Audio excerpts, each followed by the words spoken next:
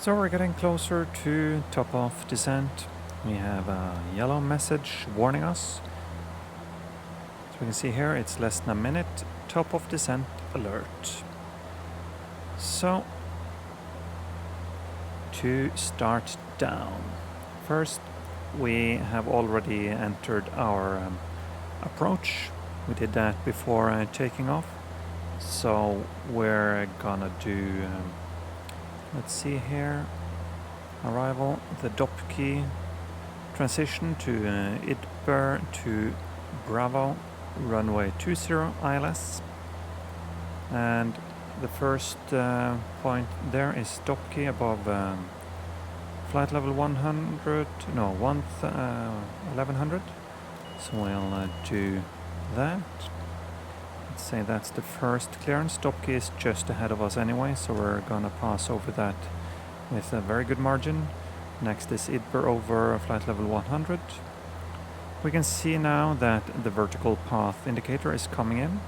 I'm gonna start us off, well, first of all, altitude select after setting flight level 110, altitude select.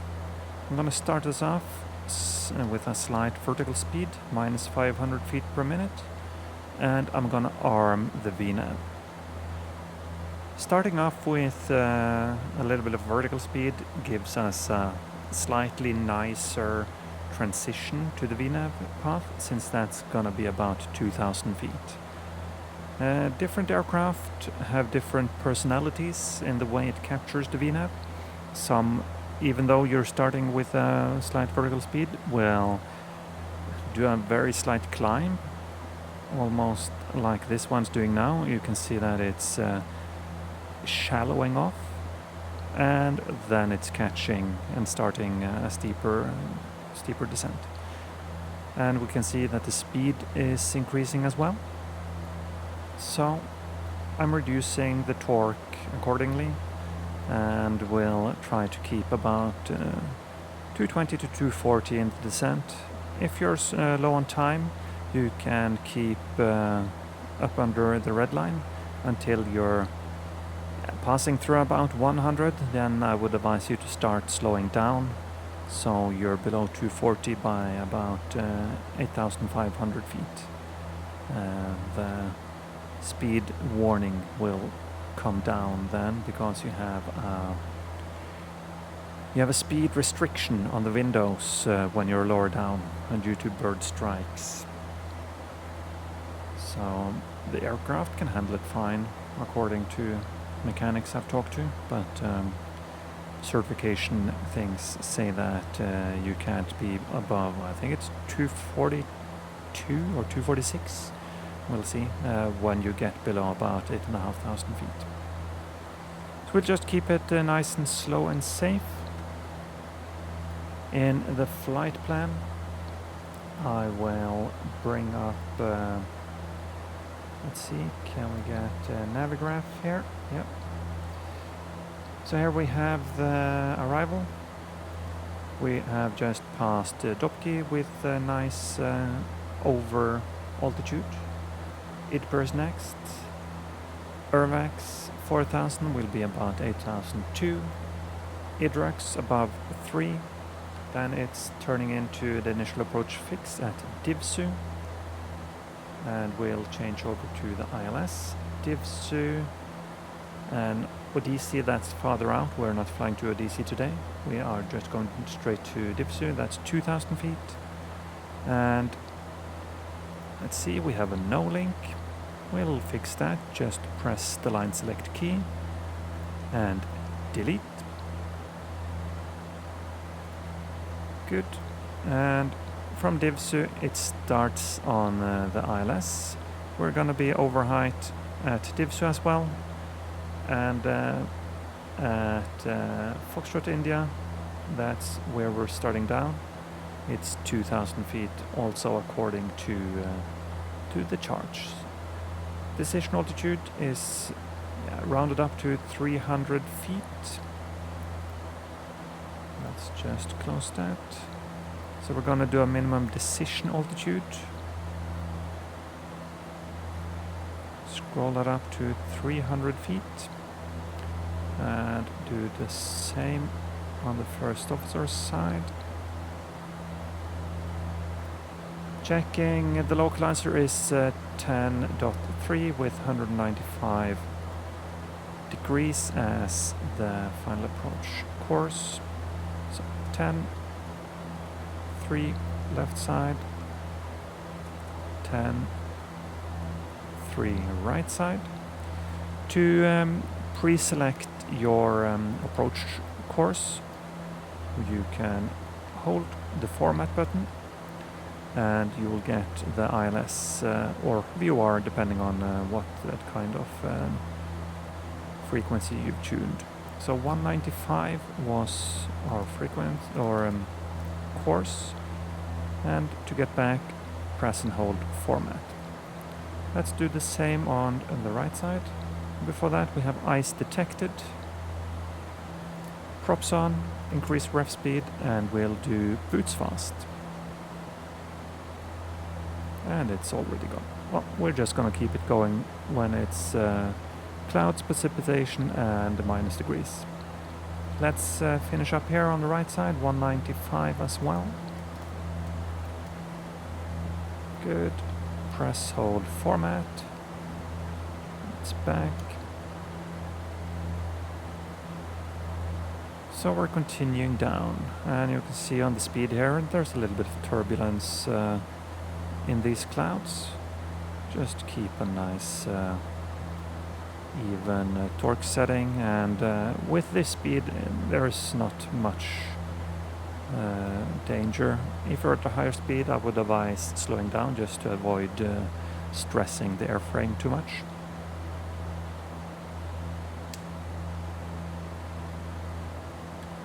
So continuing our approach setup, we have the arrival, we have the approach, we have the correct frequency, we have the correct course. So you would do a briefing, and that's plate 11-2 ILS DME to runway 20 at Christchurch. It starts out with the localizer frequency 110.3, final approach course 195, and airport elevation runway is 93 feet. MSA on the highest sector we're coming into here on the northwest side, 7,100, 5,004 in the missed approach sector. We're gonna come in on a right turn to not Udisu but to Divsu and catch the glide slope down. It's a 3% 3-degree glide slope, so very standard coming in here. Let's just reduce this a bit. And coming down to decision height or decision altitude of 296 rounded up to 300. Let's set both sides. Frequency is set both sides, and course is set both sides. Approach speeds, let's bring them up. It's giving us a VREF or a ref speed landing of 118. I'm gonna add 10 knots to that, so about 128, 130. Closing in on flight level 110. Let's say we got down to 6,000 feet.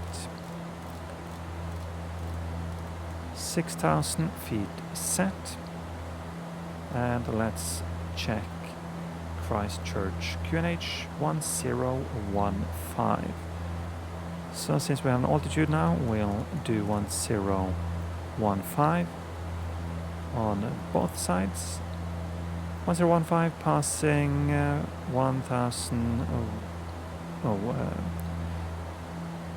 10,900 feet, set and cross-checked. And same as in the climb, the altimeter setting is the hook to remember the next checklist, and that's approach checklist. Approach briefing complete, VREF 118, target speed 128, altimeters 115. That's checklist complete. And we'll just continue on the approach, continue monitoring speed, icing conditions, getting new altitudes, and keeping up with the heading back in case you suddenly need it. Everything looks good, we have plenty of fuel. So we're below 10, so we do the landing lights now and fasten the seat belts. We can have a look in here. Yeah, it's expecting us about 5 minutes to Christchurch. This number is, again, it's calculated based on your current speed. Speeding up will reduce it, slowing down will increase it. So since we're doing about 220 now and we're gonna slow down during the approach, you can add a couple of minutes to this elapsed or 2 number. It's a bit confusing. Elapsed is over it, but it's corresponding to the number on the right, so we've been flying for 44 minutes. That's what our clock up here says as well. We'll just have a look. Next constraint is Idrix, 3000 feet. We'll spin it down to 3000 feet, altitude select.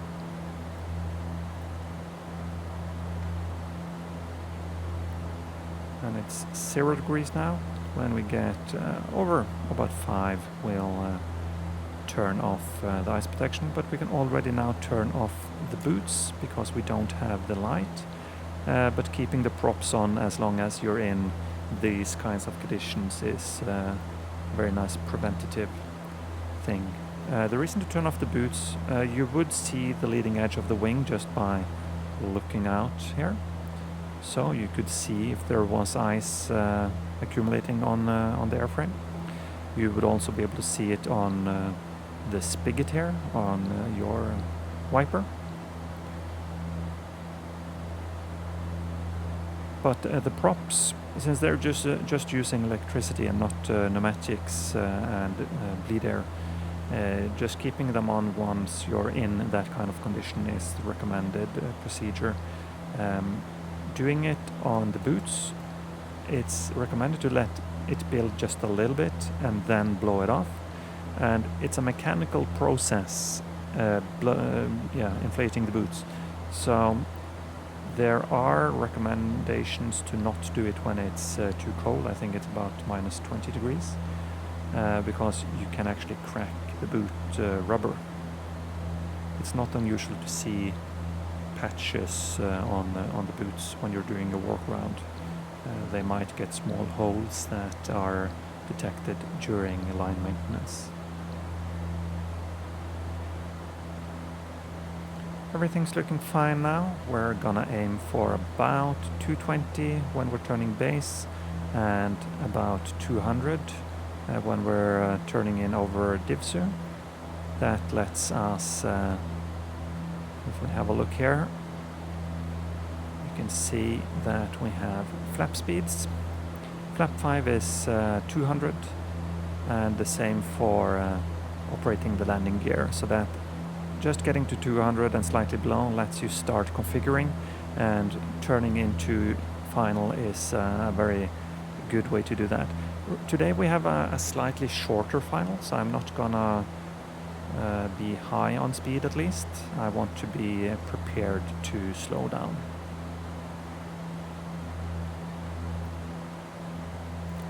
And today we're gonna do a max RPM landing, just because I find it easier to control the speed in the sim instead of a reduced power landing. So we'll do reduced power later on. Next up here on the ILS we can descend to 2000 feet. 2000 feet is set, altitude select, and as soon as it starts turning in we can do the ILS activation. It's actually harder to do an ILS than on RNP in this aircraft because you have to press more buttons. On RNP it would just do everything automatically. Right now we're dipping below 200 knots. I'm gonna push a little bit of power. It's turning in. I'm gonna then do heading, vertical speed, change over to ILS on both sides and press the approach. Just continue with the heading. The localizer and glide slope is captured. Having a quick look now on the missed approach. We didn't read it, but it's 4,000 feet, so we can spin up the altitude to 4,000 feet. 4,000 feet set, 7 miles. I'm gonna do flap 5, gear down, and we have contact, runway in sight. Speed is coming down. 180 is for flaps 10. I'm just gonna wait for 172 to do flap 15 directly. And I've forgotten to turn on my pumps. Should have done that at 10,000 feet. And flaps 15. Bleeds to min. Alert the cabin crew. And I'll do the taxi light as a reminder that we are cleared to land. Speed is just bleeding off. Ice protection partial. Props go off. Rough speed goes off. So you have more leeway on your speed when you're coming in. Sync the heading bug. Have a quick look at the message. Next VNAV lag invalid. That's a very normal message to get here. And I'm gonna do nav on both sides. And just let the speed bleed back to about 40. I'm gonna call for condition levels max, landing checklist. Landing checklist. Gear down through green. Flaps 15 set and checked. Condition levers is max. Wings check left, checked right side. Cabin clear received. Checklist complete. I'm gonna fly about 140. That's a very comfortable maneuvering speed on the approach. And then I let it bleed off down to about ref plus 10 when we're crossing over the threshold and getting ready to land.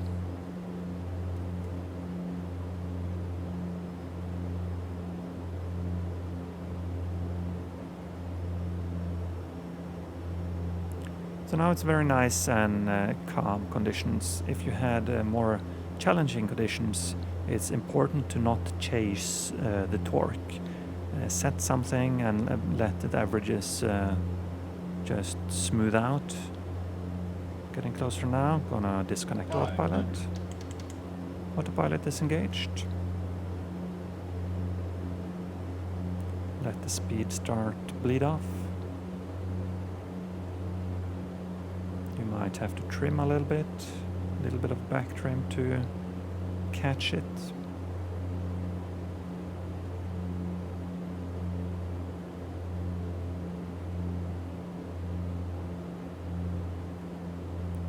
A little bit of power to arrest the descent. 100. 50. 40. 30. A little bit of power. 20. 10. And just fly it down. And we're going into disc. No need to use the reversers. Disc is more than enough to stop the dash 8. And we can apply a slight braking action. 60 knots, control locks on.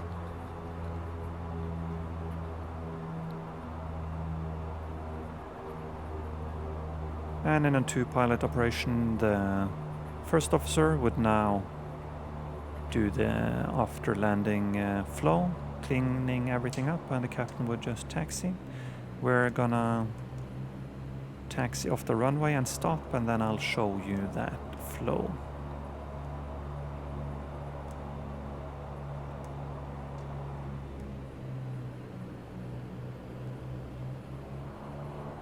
As you can see now, I'm just using the disc in ground range and just using the brake to stop. Setting the parking brake, and the first thing the first officer would do is retract the flaps. Then it's to the overhead. Bus tie comes on. All ice protection goes off. Landing lights come off. Exterior lights go to red beacon. And you have a choice here. If you know that you need the APU when coming to the gate or stand, you power it up now. and if not, just leave it and use the GPU. I know that some companies are very APU dependent. Where I've been working, we have had GPUs at 99% of the stands we come to, and just very few more rare cases if it's not working, or a couple of airports abroad where we had to use the APU. If I was gonna do a single engine taxi, I would also turn off the number 1 bleed, but I'm not gonna do that today. Coming down here, we do the spoilers to taxi, turn the yaw damper off, fuel pumps come off, leave the hydraulics on. That's to have a backup hydraulic pressure for the braking system, for example. Turn the screens to system, fuel, system. That gives us fuel on the left, electrics on the right.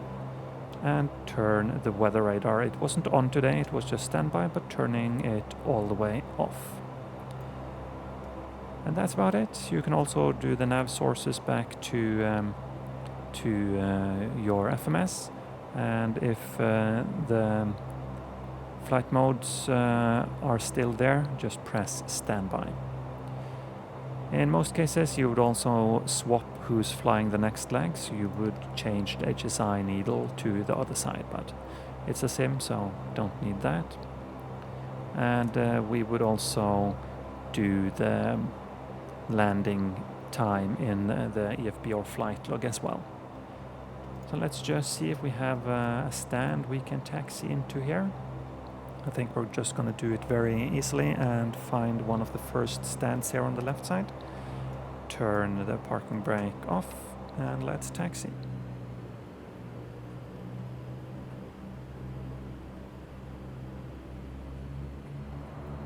That characteristic noise of a Dash 8 taxiing when you're going from forward propulsion to disc. These prop noises. I think this is just a little bit of ice pressure. Let's treat ourselves to a gate today. Yes, there's cars here. Let's do this next one. 22 looks to be free for us. Turning into stand, the pilot or first officer would most likely turn off the taxi light on the captain's command to avoid blinding the ramp agents if they have to wave you in. So we're just coming in here and coming to a nice gentle stop. Park brake on and props to feather. Bleeds come off. Fasten seatbelt off, and emergency lights goes from arm to off, and we would give the hand signal to the ground crew to connect our GPU and give us chocks as well. So they would start with chocks on the nose wheel and then do the rest after we have shut down. Once we're stopping, we can also turn the hydraulic pumps off, and I would turn off the transponder just by holding it to standby. Some airports prefer you to do 2000 on the standby on the top frequency here, or ident, before you do standby. That's to reset the ident in their system, but that's more of a real-world procedure. So we have a GPU, we can do external power. That looks good. And we can shut off our engines.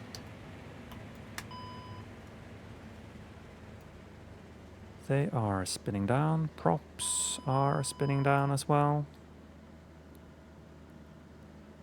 So that means we can turn the beacon off.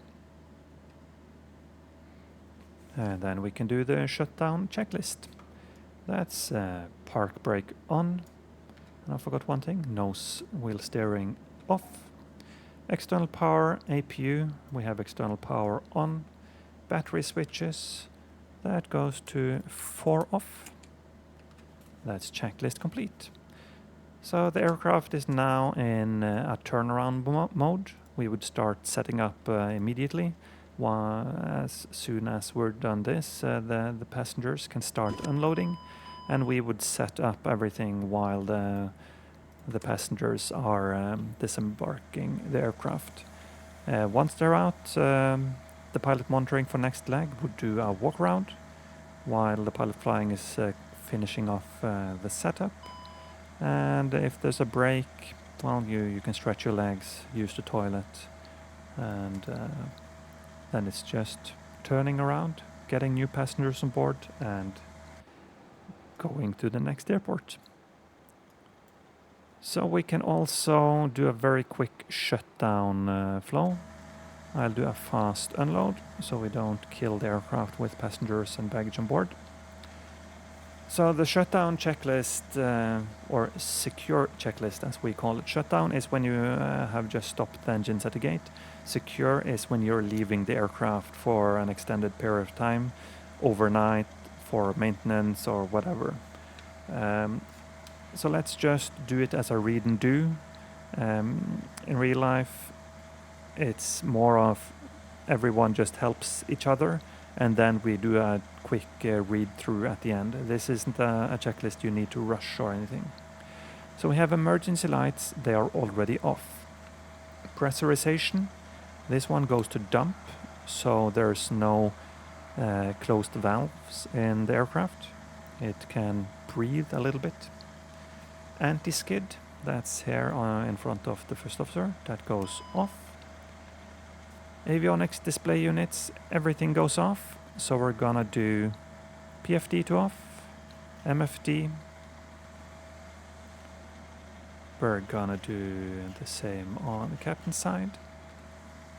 And the engine display, that's here in the middle, just above the weather radar, turning that off.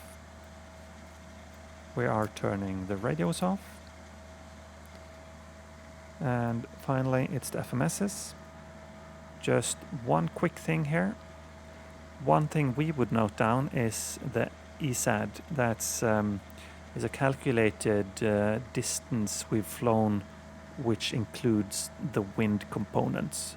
So you can see this is ground distance, but this is the actual, I think, air distance. I don't remember exactly, but it's a calculated number which will correspond more with the flight time and fuel burned and stuff like that. Nothing for the sim, is just a technicality. You can also go here to the flight plan and delete it. It will delete itself when you turn off the FMSs. Do the same on the right side, off. So all screens are off, avionics display units off, battery switches 4 off. Pitot heat is off, cockpit lighting is everything here, and we have a switch down here and a switch over here. So cockpit lighting is off. Caution advisory lights, they go to dim. The recirc fan comes off. Ventilation should be open, and that means everything here. We can't change this, but it should be open both on the left and the right side. Again, it's just to keep the vents open to have some airflow to avoid, if an aircraft is sitting for a long time, you don't want it to get moldy and moist inside. External lights as required, and that means we're just going to keep the position light on. And finally, it's the dome light. That's this switch. It's a square switch, meaning it's directly connected to the batteries. So this is one of the few things that can kill the batteries in a dash. Everything else turns off, but this one is it's just a small light here in the cockpit, but it will kill the batteries of an aircraft overnight. So just be careful. That's the last thing you check when you go out, and that's the secure checklist complete. I hope you enjoyed this introduction to the Dash 8. We have more videos planned with different kinds of approach procedures, single engine taxi, and yeah, different things. And not sure if we're gonna cover any failures. I'm gonna have to test how well they work here. And failures, single pilot in a sim where things don't react as it's supposed to, that's not really beneficial. So we're gonna focus on all the different normal procedures or edge case normal procedures as well. I think it's more useful like that. We're also gonna do some full flights just to get the full flow of things, same as I'm gonna do on stream. So I really hope you enjoyed this intro, and I hope to see you next time. Thank you for everyone that's subscribed and supported the channel through the Buy Me a Coffee link.